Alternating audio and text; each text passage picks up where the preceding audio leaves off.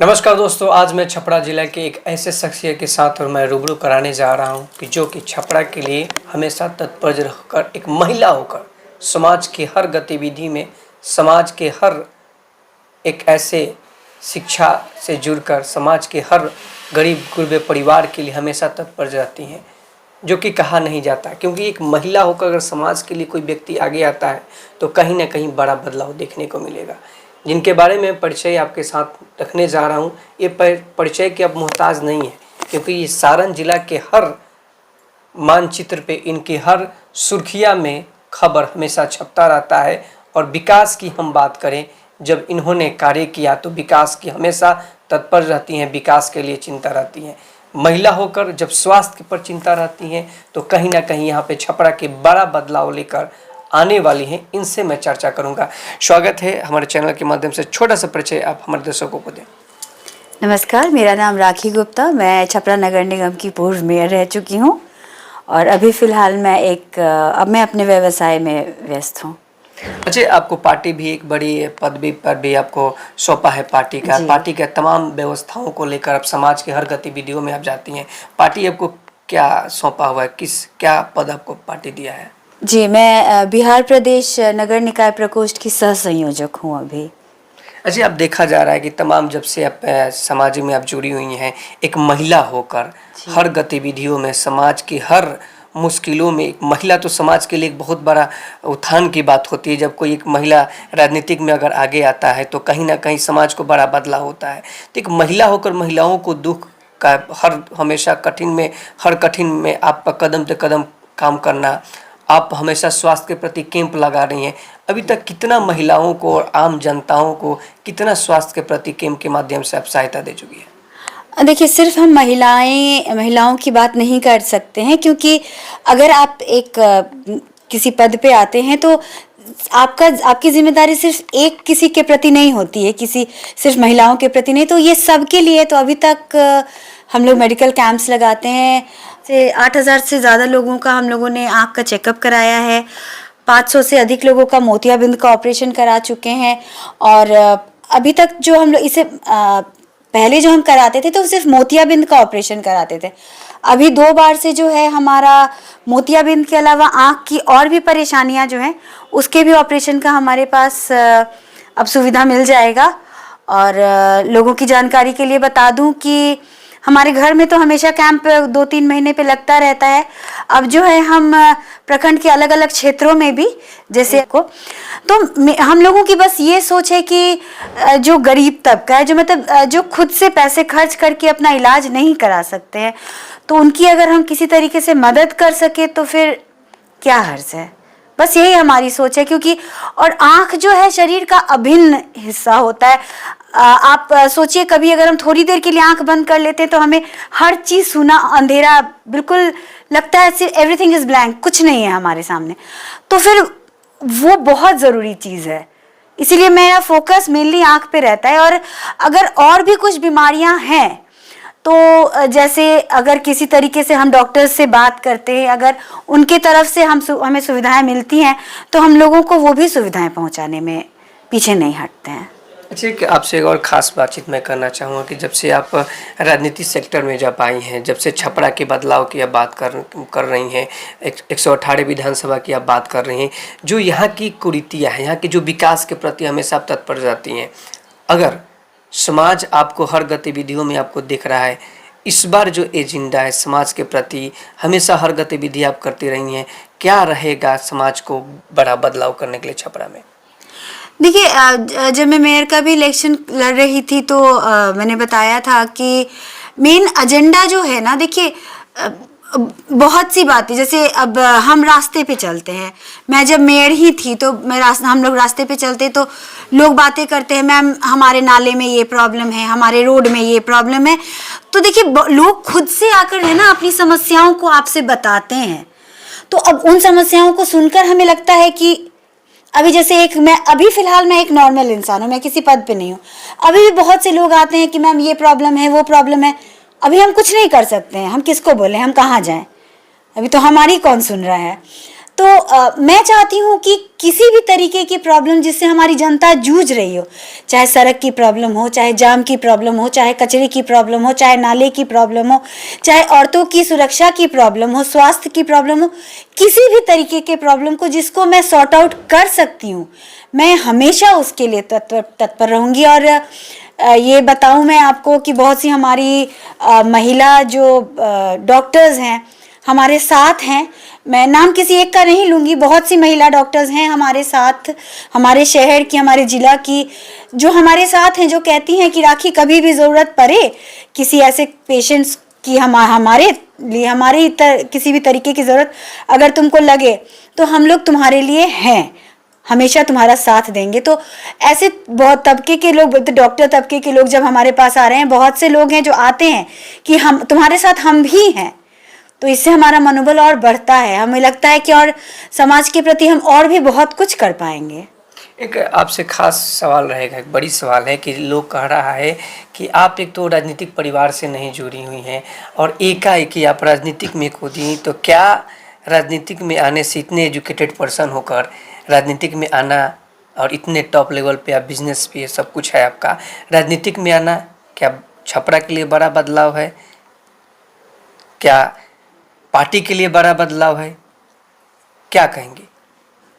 देखिए, पार्टी की बात तो पार्टी के लोग आपको बताएंगे, लेकिन मेरी जो शुरुआत हुई थी तो मैं छपरा में बदलाव लाना चाहती हूँ, क्योंकि बहुत से लोग, जो हमारी जनता है, बहुत लोग जानते हैं कि मैं पटना से आई हूँ, मेरा मायका पटना हुआ। तो जब यहाँ आई, पटना का वातावरण आपने देखा है, वहाँ की स्वच्छता आपने देखी है, तो उससे जब आप छपरा को कंपेयर करें तो हम शायद नीलबट्टा सन्नाटा हैं पटना और छपरा में। तो मैं जब यहाँ आई थी तो मुझे लगता था कि मैं कहाँ आ गई। फिर मुझे लगा कि चलो भाई, अब यही है, इसी में रहना है, इसी को झेलना है, हम कुछ नहीं कर सकते थे क्योंकि हम एक आम इंसान थे।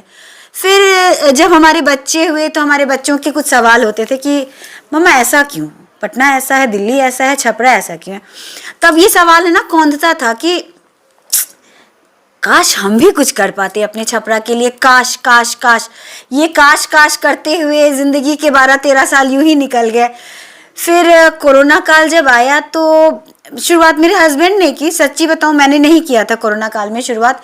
राशन बांटने का कार्य मेरे हस्बैंड ने शुरू किया था, ज़रूरतमंदों को राशन बांटा था। तो वहाँ से उस वक्त मैं थोड़ा सा ये भी हो जाती थी कि राशन आप बांट रहे हैं, अगर आपको कोरोना हो गया तो हमारे घर में, परिवार में बच्चों को हो जाएगा। बूढ़ी सास थी तो मैं बहुत डरती भी थी उस समय, लेकिन इनके जज्बे को देख के ना हिम्मत आई।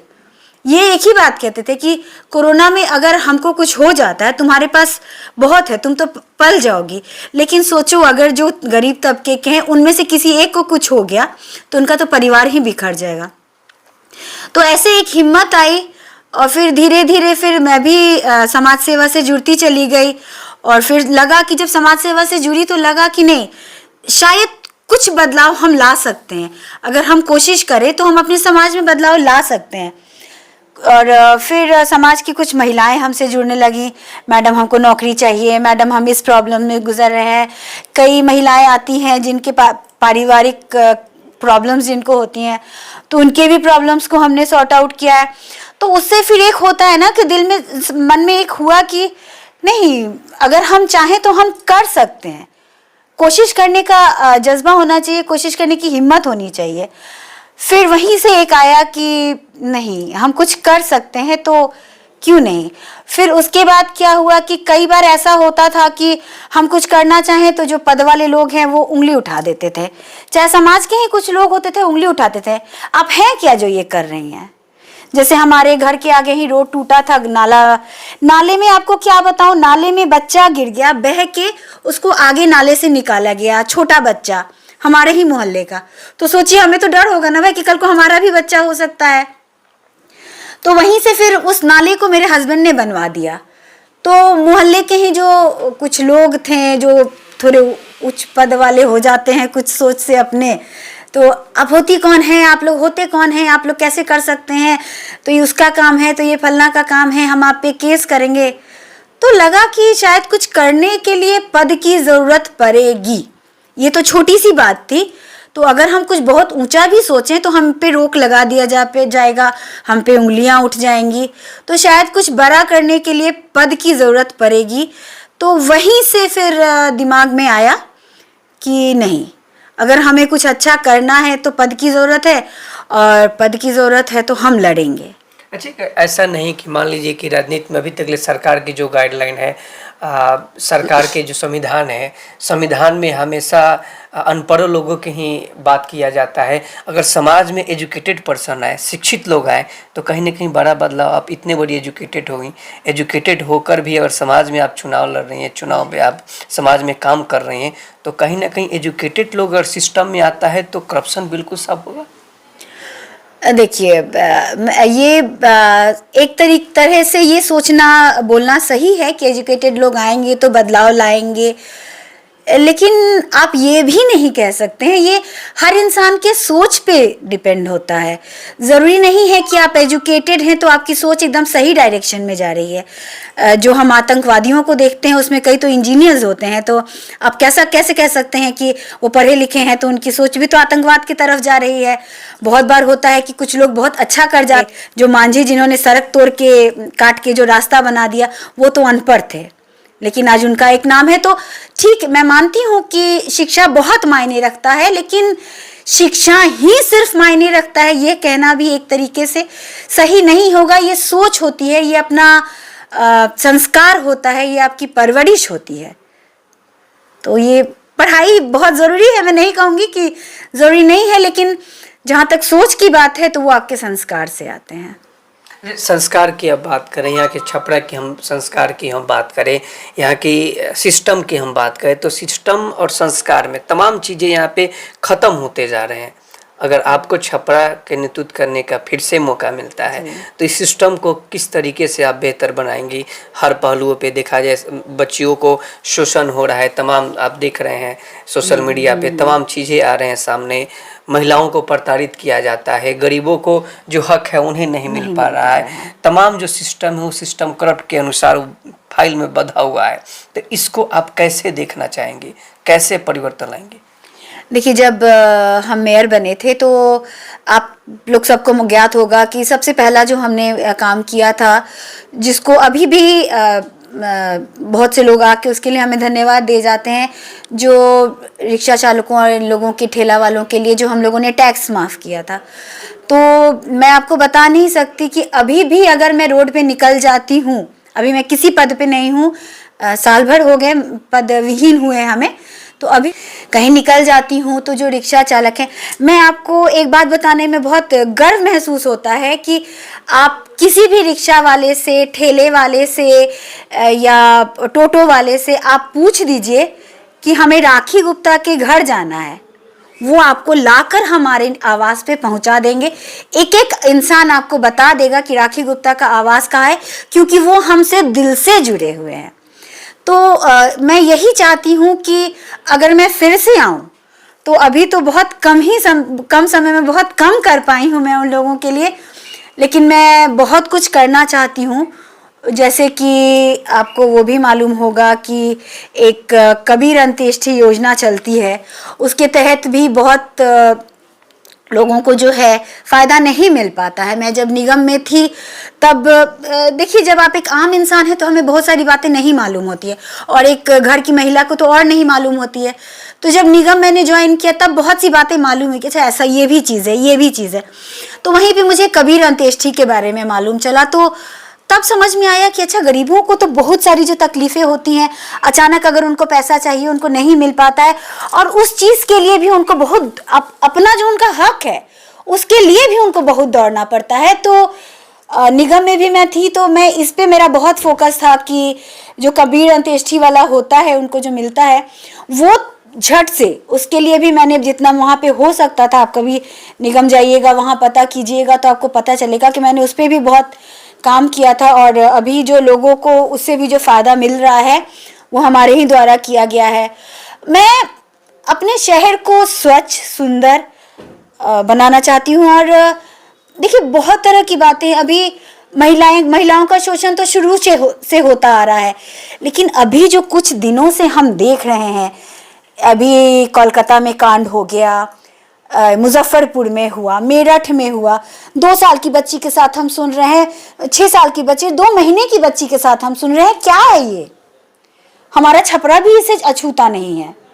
तो ऐसे मतलब एक छोटे छोटे केसेस के बारे में अगर हम बात करें तो ये न्याय कब मिलेगा? कब तक हमारी बेटियां यूं ही मतलब प्रताड़ित होती रहेंगी, मरती रहेंगी और हम कुछ नहीं कर पाएंगे? अभी जो कोलकाता वाला, वेस्ट बंगाल वाला कांड हुआ, मतलब क्या कहेंगे, निर्भया कांड हुआ था, मतलब इससे विभत्स और क्या हो सकता है?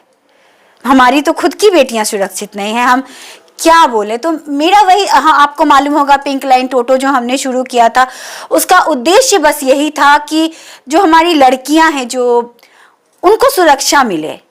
कहीं आना है, जाना है तो उन्हें 10 बार सोचना पड़ता है कि कैसे जाएं, डर लगता है, रात हो गया, सुबह सुबह निकलना है रास्ते में। तो उसको लेकर ये पिंक लाइन हमने शुरू किया था कि हमारी जो लड़कियां हैं वो सुरक्षित महसूस करें। और आप कभी जाइएगा बाहर, रोड पे निकलिएगा तो लड़कियों से अगर आप बात करते हैं जिन्होंने हमारे पिंक लाइन को जो यूज़ करती हैं, तो उनसे आपको पता चलेगा कि वो बहुत सुरक्षित महसूस करती थी। क्योंकि हमारे जो टोटो के ड्राइवर भी थे, गोपाल भैया हैं, जो गोपाल भैया बहुत अच्छे इंसान है, कभी आप उनसे भी इंटरव्यू लीजिएगा, उनका बहुत अच्छा लगेगा। एक फैमिली मैन है, उनकी भी छोटी छोटी बेटियां हैं, तो उनके साथ हमारी जो लड़कियां आती हैं जाती हैं बहुत सुरक्षित महसूस करती हैं। तो हमारा उद्देश्य यही है कि हम जितना लोगों की सेवा कर सकते हैं, और ख़ास करके महिलाओं के बारे में जो है मेरी सोच थोड़ी ज़्यादा जाती है। एक चूँकि मैं भी महिला हूँ तो मुझे मालूम है कि हमें किस किस तरीके से के प्रॉब्लम्स को झेलना पड़ता है। अब हम शौचालय शौचालय शौचालय चिल्लाते रहते हैं, लेकिन पता नहीं इतने सालों में क्यों आज तक शौचालय नहीं बन पाया। आपको बता दूं कि कई शौचालयों का मैंने पास किया हुआ है, लेकिन मेरे सीट छोड़ते ही फिर पता नहीं क्या हो गया। अभी तक फिर साल भर में तो शौचालय बन जाना चाहिए था, क्यों नहीं बना? अब हमारी महिलाओं को जो दिक्कतें होती हैं उससे क्यों किसी को फर्क नहीं पड़ता है? अभी भी महिलाएं आती हैं हमारे पास, अपना दुखड़ा रोती हैं, लेकिन अभी फिर वही है कि फिर मेरे हाथ बंध गए हैं। बहुत सी जो जितना हम कर सकते हैं नौकरी के लिए, उनके जहां हम बात कर सकते हैं हम करते हैं, लेकिन बहुत जगह तो फिर हम बंध गए हैं ना। तो बस उसी बंधन को मुझे फिर से तोड़ना है।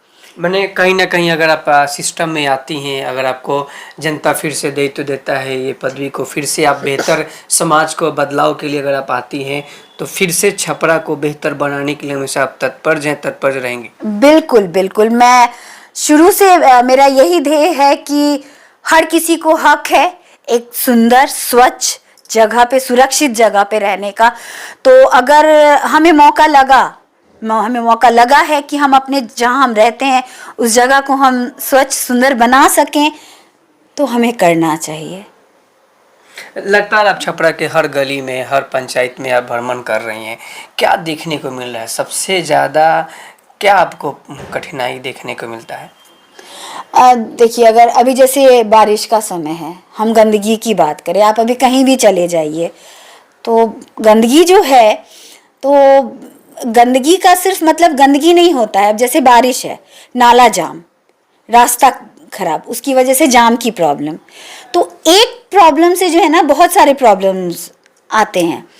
अब नाला जाम हो जा रहा है, नाले की सफाई को समय समय पे कराना पड़ता है, तो अगर वो नहीं होगा या तो फिर रोड पे पानी आएगा तो हम साफ जगह पे नहीं रहेंगे, फिर उससे आने जाने वालों को असुविधा होगी, उसकी वजह से जाम लगेगा। तो एक प्रॉब्लम की वजह से 3-4 प्रॉब्लम्स आ जा रहे हैं। तो अगर हम एक पे ध्यान दे दें तो बहुत सारे प्रॉब्लम्स का सॉल्यूशन निकल सकता है, लेकिन ध्यान देना पड़ेगा। देखिए, भी हमारे साथ बात कर रही थी पूर्व मेयर राखी गुप्ता जी। इन्होंने कहा कि समाज के हर लोगों को जगना होगा, क्योंकि जब तक मैं थी तब तक मैं लोगों को निचोड़ कर, खोद कर लोगों को जागरूकता के माध्यम से मैं जगाई।